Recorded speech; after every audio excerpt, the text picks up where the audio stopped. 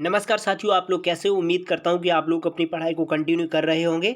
आज हम भारत भूगोल से संबंधित प्रायद्वीपीय भारत की जितनी भी पहाड़ियाँ उनसे सब अध्ययन करेंगे। तो पहले हम बता दें कि प्रायद्वीपीय किसे कहते हैं। प्रायद्वीपीय प्रायद्वीपीय भूमि के वे भाग होते हैं जिनके तीन तरफ से जल, एक ओर से स्थल घिरा होता है, उसे प्रायद्वीपीय कहते हैं। ठीक है, भारत की दक्षिणी त्रिकोणीय आकृति के भूभाग को हम प्रायद्वीपीय भारत कहते हैं। तो समझ लीजिएगा, ये आपका प्रायद्वीपीय भारत है। ठीक है, इधर अरब सागर, नीचे हिंद महासागर और इधर पश्चिम बंगाल। ठीक है, तो ये जो इस भाग है वो जल से तीन तरफ से घिरा हुआ है और एक तरफ से आपका स्थल है। तो इस भूभाग, जो आकृति, जो स्थल जल के तीन तरफ से घिरा हो, उसे हम प्रायद्वीपीय भारत कहते हैं। तो इसलिए हम दक्षिण भारत को प्रायद्वीपीय भारत के नाम से जानते हैं। तो ठीक, क्लियर हो गया होगा कि प्रायद्वीपीय किसे कहते हैं। Okay, clear. आज हम बात प्रायद्वीपीय भारत की जितनी भी पहाड़ियाँ उनसे संबंधित करेंगे। तो देख लेते हैं। पहले गुजरात की पहाड़ियों के बारे में बात करेंगे। कच्छ की पहाड़ियाँ, वर्धा की पहाड़ियाँ, गिरनार की पहाड़ियाँ और गिर पहाड़ियाँ, मांडव पहाड़ियाँ। पश्चिमी घाट में कौन कौन सी पहाड़ियाँ थे उनके बारे में बात करेंगे। सातमाला श्रेणी, अजंता पहाड़ियाँ, हरिश्चंद्र श्रेणी, बालाघाट श्रेणी, कालसुबाई चोटी और महाबलेश्वरम चोटी, इनके बारे में बात करेंगे। और देख लेते हैं कुद्रेमुख पहाड़ी, ब्रह्मगिरी पहाड़ी और नीलगिरी पहाड़ी, अन्नामलाई पहाड़ियाँ, पालनी पहाड़ियाँ, इलायची पहाड़ियाँ। ये सभी इन पहाड़ियों के बारे में हम तथ्यों को आगे चर्चा करेंगे। इससे पहले बता दें कि हम कौन कौन सी पहाड़ियों के बारे में बात करेंगे, तो वो आपको टेबल थी। ठीक है, और पूर्वी घाट की पहाड़ियों के बारे में बात करेंगे, उड़ीसा की पहाड़ियाँ, आंध्र प्रदेश की पहाड़ियाँ और तमिलनाडु की पहाड़ियाँ। ठीक है, इन सब तथ्यों को हम जानेंगे। तो चलिए शुरू करते हैं। भारत की पहाड़ियाँ, प्रायद्वीपीय भारत की पहाड़ियाँ। तो देखिए, प्रायद्वीपीय भारत की पहाड़ियों को तीन भागों में बांटा गया है। ठीक है, तीन भागों में मैंने बताया था आपको कि गुजरात की पहाड़ी के बारे में बात करेंगे, जो पहाड़ जितने भी हैं पश्चिमी घाट से और पूर्वी घाट से, यानी प्रायद्वीपीय भारत के गुजरात से लेके और आपके पश्चिम बंगाल तक जितनी भी पहाड़ियाँ पड़ती हैं उनके बारे में हम बात करेंगे। ठीक है, तो पहले हम देख लेते हैं गुजरात की पहाड़ियों के बारे में। देखते हैं, गुजरात की सभी पहाड़ियों को दो प्रमुख क्षेत्रों में फैली हुई हैं। ये भी पॉइंट देखना है कि गुजरात की सभी पहाड़ियाँ हैं वो दो प्रमुख क्षेत्रों में, कौन कौन सी, कच्छ के रण में है और सौराष्ट्र के क्षेत्र में है। ठीक है, अब आपको बता दें कि सौराष्ट्र के क्षेत्र, इसी सौराष्ट्र क्षेत्र में काठियावाड़ प्रायद्वीपीय भी कहते हैं। ठीक है, ये भी याद रखना है कि सौराष्ट्र क्षेत्र को हम काठियावाड़ प्रायद्वीपीय भी कहते हैं। ठीक है, और गुजरात की पहाड़ियों को पांच भागों में बांटते हैं। ठीक है, तो देखते हैं कि गुजरात की प्रमुख क्षेत्र दो हैं, लेकिन गुजरात की पहाड़ियों को पांच भागों में बांटते हैं। तो वो कौन कौन सी पहाड़ियाँ हैं, पहले हम ये देख लेते हैं। पहले आती कच्छ की पहाड़ियाँ। कच्छ की पहाड़ियों में कौन कौन से, कच्छ की रण के पास है। कच्छ की जो पहाड़ी है वो कच्छ के रण के ही पास है। ठीक है, और यहाँ पर राजस्थान से आ रही लूनी नदी लवण में सूख जाती है। तो हम आपको बता दें, ये आपका गुजरात है। ठीक है, ये, और ये आपका कच्छ का रण है। और यहाँ पर एक लूनी नदी आती है जो कभी भी अपने मुहाना नहीं बनाती, यानी वो अपने दलदल में ही समा जाती है। जो एक ऐसी नदी जो पश्चिमी घाट पर बहती है, लेकिन वो समुद्र को प्राप्त नहीं करती है, अरब सागर में नहीं गिरती है, तो वो नदी है आपकी लूनी नदी, जो सिर्फ और सिर्फ कच्छ के रण में ही समाप्त हो जाती है। तो ये यही हम आपको बता रहे थे कि राजस्थान में लूनी नदी आती है, राजस्थान से होकर, और गुजरात के कच्छ में ख़त्म हो जाती है। वहाँ पर वो अपना मुहाना नहीं बना पाती है। ठीक है, तो अगला पॉइंट है कि सबसे उच्चतम बिंदु कालूडंगर कालूडंगर कहा जाता है। इसकी ऊंचाई 462 मीटर है। ठीक है, ये भी आपको याद रखना है। जो कच्छ की पहाड़ी है उसकी जो सबसे ऊंची चोटी की बात कर रहे हैं कि सबसे उच्चतम बिंदु कौन सा है, वो आपका कालूडंगर कहा जाता है उस बिंदु को। ठीक है, अगला पॉइंट देखते हैं। वर्धा की पहाड़ियाँ वर्धा की पहाड़ियों के बारे में बात करेंगे। हम पहले वर्धा की पहाड़ियों के बारे में बात करेंगे कि ये गुजरात के सौराष्ट्र वाले हिस्से में है। ठीक है, कहाँ पर है, गुजरात के सौराष्ट्र वाले हिस्से में और जामनगर क्षेत्र में ही पड़ती है। ठीक है, ये भी आपको बता दें। जामनगर, तो यहाँ पर एक रिफाइनरी भी है जामनगर में, जामनगर क्षेत्र में ही वर्धा की पहाड़ियाँ भी स्थल हैं। ये भी आपको क्लियर हो गया होगा। अगला पॉइंट है, अगला पॉइंट है कि वड़ा वन्यजीव अभ्यारण्य भी है, भंडार भी यहीं पर है, ठीक है। गुजरात के कच्छ के ही पास है, जो वर्धा की पहाड़ियों के आसपास होता है। पोरबंदर भी है, ठीक है। पोरबंदर बंदरगाह से 15 किलोमीटर दूर है, यानी पोरबंदर है जो बंदरगाह से 15 किलोमीटर दूर है, क्योंकि समुद्र के पास होना चाहिए। इस पहाड़ी की सबसे ऊंची चोटी आबपरा है, ठीक है, ये भी आपको याद रखना है। तो आपने ये पॉइंट को क्लियर किया। तो अब हम बात करेंगे गिरनार की पहाड़ियाँ। देखिए, हमने आपको वर्धा की पहाड़ियों के बारे में बात की, और अब हम गिरनार पहाड़ी के बारे में बात करेंगे, ठीक है। तो ये कहाँ है? गुजरात के सौराष्ट्र वाले हिस्से में, तो ये आपको ये भी याद रखना है। और इनके रोबात पहाड़ी भी कहा जाता है, तो ये गिरनार की पहाड़ी को हम रोबात पहाड़ी भी कहा जाता है। और इसके पास जूनागढ़ इसी के पास है, ठीक है, याद रखना है कि जूनागढ़ इसी के पास है। और इसकी औसत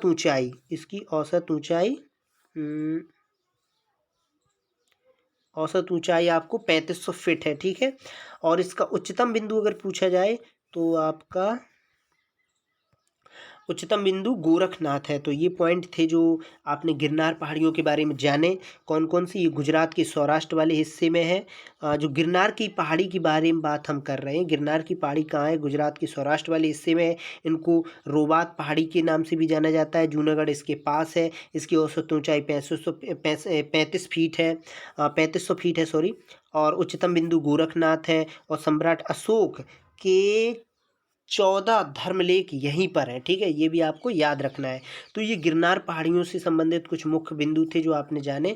अब हम गिर पहाड़ियों के बारे में जानते हैं। गिरनार पहाड़ियाँ अलग हैं और गिर पहाड़ियाँ अलग हैं, तो देख लेते हैं गिर पहाड़ियों के बारे में। आपने सुना होगा गिर राष्ट्रीय उद्यान भी यहीं पर है। तो अगर पहला पॉइंट है कि यहाँ पर गिर राष्ट्रीय उद्यान भी है, देखिए। और एशियाई शेर पाए जाते हैं, ठीक है। तो हम यहाँ पर एक तथ्य आपको जोड़ देते हैं कि जो अगर पूछा जाए कि भारत में एशियाई शेर कहाँ पाए जाते हैं, तो ये आपको ये बिना किसी झंझट के आपको उत्तर गुजरात के गिर में लगा देना है। क्योंकि हम आपको बता दें, जो प्रायद्वीपीय भारत है ये अफ्रीका महाद्वीप से अलग हुआ। तो अफ्रीका महाद्वीप में शेर पाए जाते हैं। तो जब ये हिस्सा अलग हो रहा था, तो जो गुजरात का क्षेत्र है, गुजरात का क्षेत्र जो है, यहाँ पर कुछ शेर रह गए।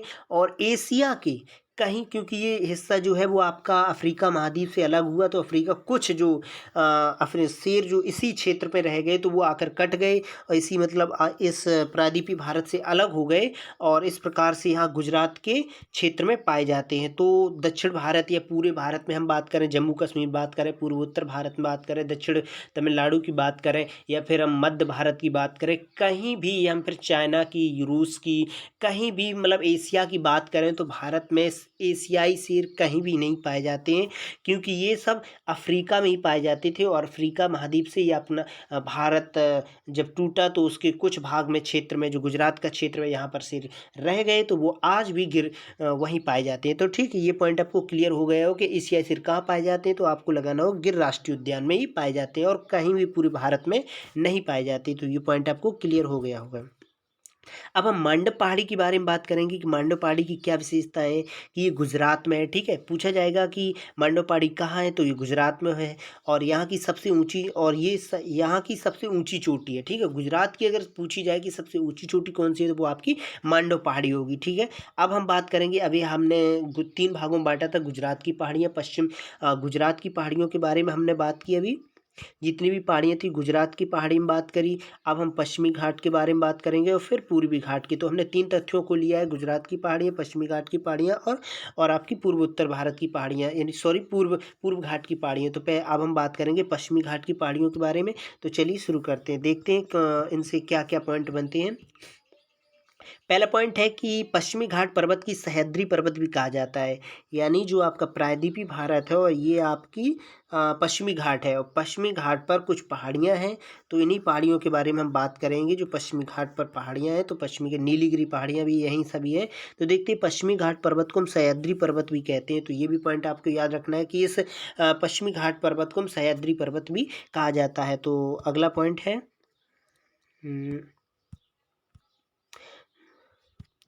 अगला पॉइंट है कि पश्चिमी घाट को 2 भागों में बांटा जाता है। तो ये भी आपको याद रखना है, ठीक है। दो भागों में बांटा जाता है। कौन कौन से? कोंकण तट और मालाबार तट। ठीक है, जो आपका पश्चिमी घाट है ये आपका केरल है, ये आपका कर्नाटक, ये आपका गोवा, महाराष्ट्र। ठीक है, तो जो केरल का तट है उसे हम मालाबार तट कहते हैं, जो कर्नाटक का तट है उसे हम कोंकण तट कहते हैं। तो आपको ये भी याद रखना है, क्योंकि इसमें पॉइंट में कहा गया है कि पश्चिमी घाट को दो भागों में बांटेंगे। तो हम आपको बता दिए जो कोंकण तट है वो कर्नाटक में है और मालाबार तट आपका केरल में है। तो ये आपको पॉइंट क्लियर हो गया होगा। ठीक है, तो लिखा है कि कोंकण तट गुजरात से गोवा पार करके कर्नाटक तक है। यानी आपको हम बता दें,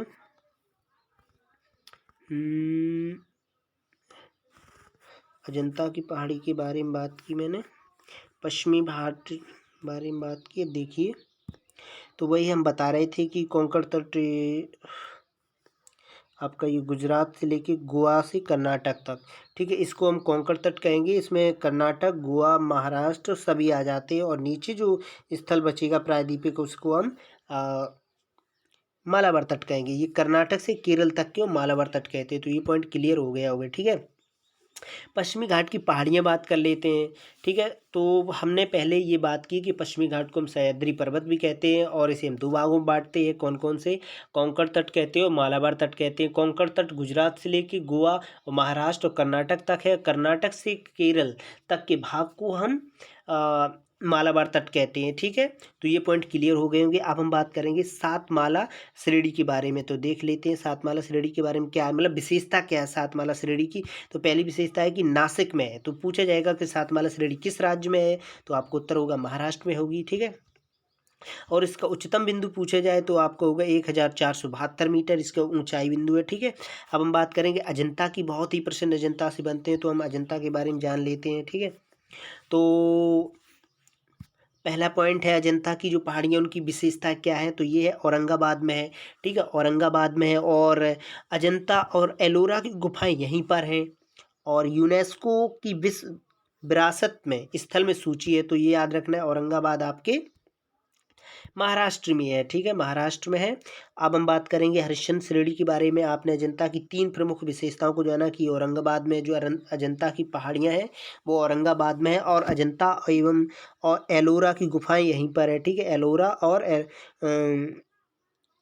अजंता की गुफाएं यहीं पर हैं। इसका अगला नेक्स्ट पॉइंट है कि यूनेस्को की विश्व विरासत स्थल में इसको शामिल किया गया है। अब हम बात करेंगे हरिश्चंद्र श्रेणी के बारे में। महाराष्ट्र में है ये, महाराष्ट्र में, और इसकी औसत ऊंचाई 600 मीटर है। ठीक है, अगला पॉइंट हम देखेंगे।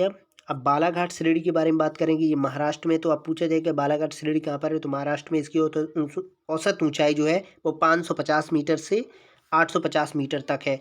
ओके, और हरिश्चंद्र और बालाघाट पर्वत श्रेणी की दो नदियाँ गोदावरी भीमा नदी के मध्य में है। ठीक है, तो ये भी आपको बता दें कि जो आपका पश्चिमी घाट है, पश्चिमी घाट जो आपकी यहाँ से निकलती है गोदावरी, और आपकी फिर निकलती है आपकी भीमा नदी।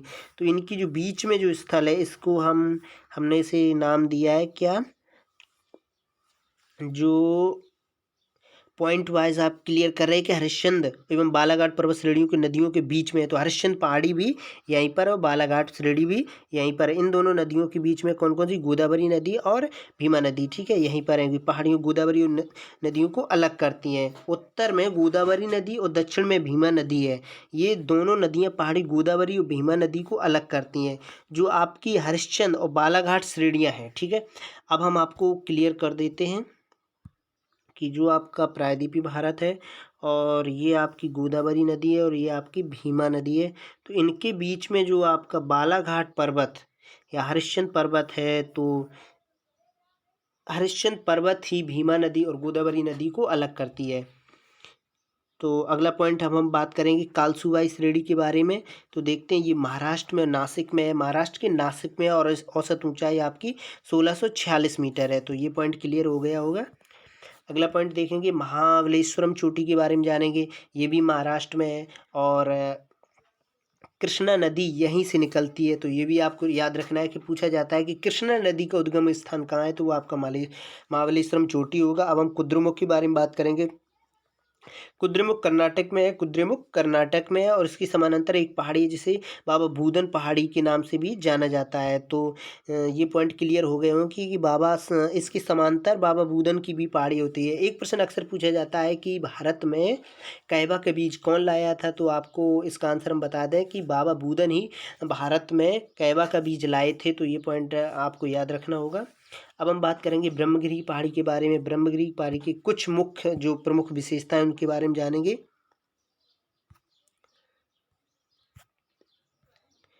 तो देख लेते हैं, इसमें कर्नाटक में है ब्रह्मगिरी पहाड़ी और इसकी कुर्ग ज़िले से कावेरी नदी निकलती है और यहाँ आगे चलकर बंगाल की खाड़ी में गिर जाती है। तो अब महाबलेश्वरम चोटी से आपकी गोदावरी और वो जो कृष्णा नदी निकलती है और आपकी जो जो ब्रह्मगिरी पहाड़ी से है यहाँ से कुर्ग ज़िले की कावेरी नदी निकलती है। ठीक है, ब्रह्मगिरी पहाड़ी कहाँ पर है? कुर्ग ज़िले में, और कुर्ग ज़िले से ही कौन सी कावेरी नदी निकलती है, जिसे दक्षिण भारत की वृद्ध गंगा भी कहा जाता है, दक्षिण भारत की। तो ये पॉइंट आपको क्लियर हो गया। अब हम बात करेंगे नीलगिरी पहाड़ी के बारे में। नीलगिरी पहाड़ी के बारे में क्या प्रमुख विशेषता उनके बारे में जानेंगे। केरल, तमिलनाडु, कर्नाटक की सीमा के पश्चिमी और पूर्वी घाट मिलते हैं। ठीक है, तो ये पॉइंट क्लियर हो गया होगा आपका।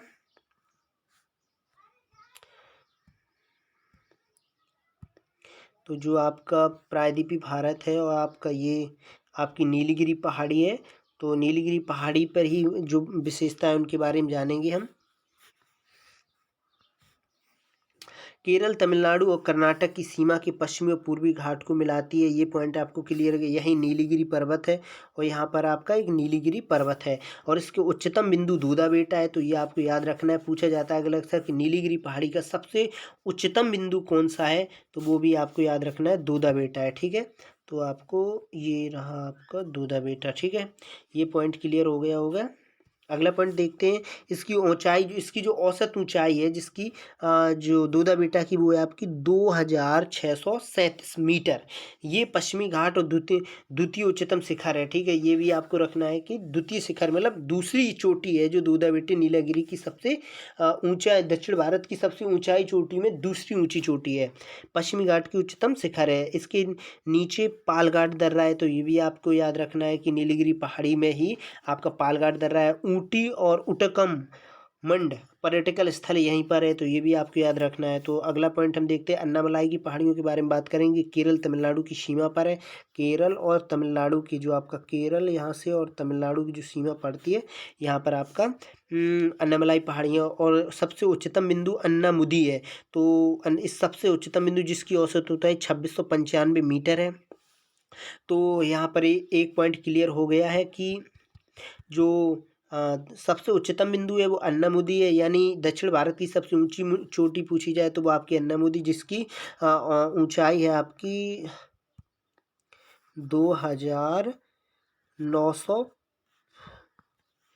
2995, जबकि आपकी दूसरा जो शिखर ऊंचाई है जिसे दूधा बेटा कहते हैं उसकी 2637 मीटर है। ठीक है, तो ये आपको दोनों क्लियर हो गए हों कि दक्षिण भारत की सबसे ऊंची चोटी अन्नामुदी और दूसरी सबसे ऊंची चोटी दूधा बेटा है।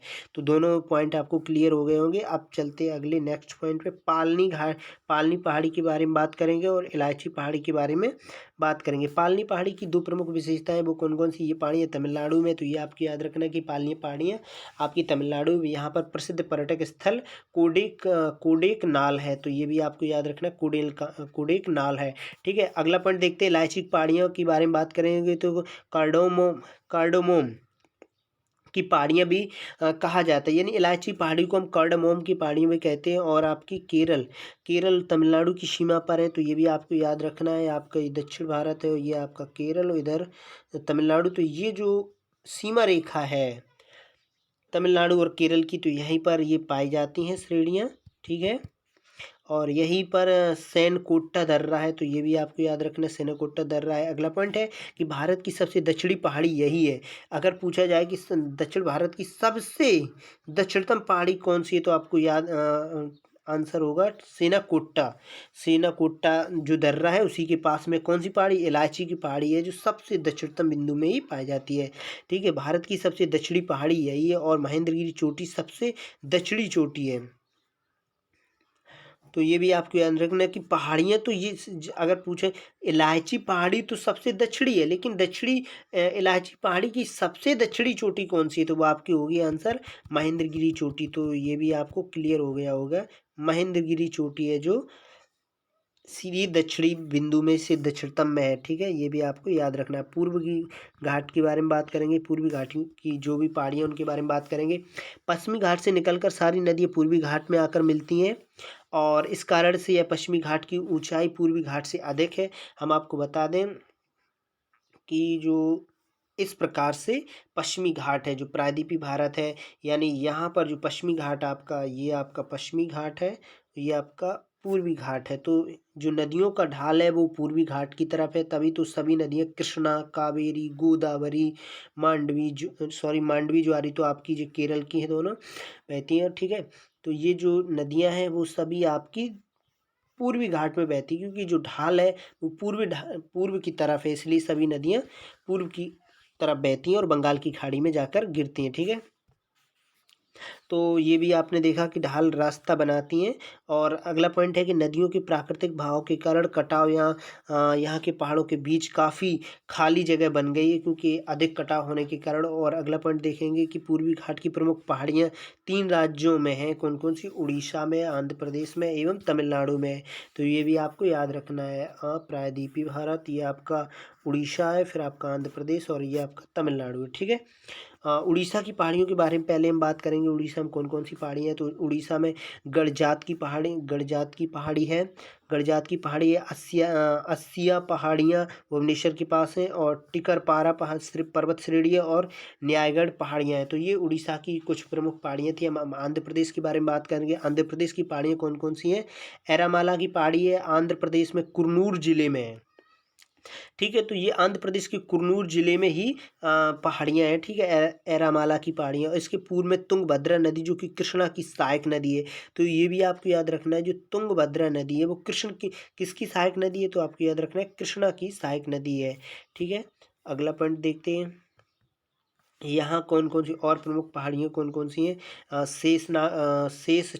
शेषचलम पहाड़ियाँ, नल्लामलाई पहाड़ियाँ, और वेलीकोंडा पहाड़ियाँ, पालकोंडा पहाड़ियाँ और नागरी पहाड़ियाँ, ये भी आपकी पूर्वी घाट के उड़ीसा में ही पाई जाती हैं। ठीक है, आंध्र प्रदेश में ये सभी आपकी पहाड़ियाँ हैं। तो अब हम बात करेंगे तमिलनाडु की पहाड़ियों के बारे में बात करेंगे। तमिलनाडु की पहाड़ियाँ कौन कौन सी हैं? जाबादावी पहाड़ी है, शिवाराय पहाड़ी है, शिवराय पहाड़ी है, और पंचाई मलाई पहाड़ी है, और सिरुमलाई पहाड़ियाँ हैं। तो ये कुछ पहाड़ियाँ थी जो आपने जानी दक्षिण भारत की सभी पहाड़ियाँ। फिर मिलते हैं अगली वीडियो में, तब तक के लिए नमस्कार।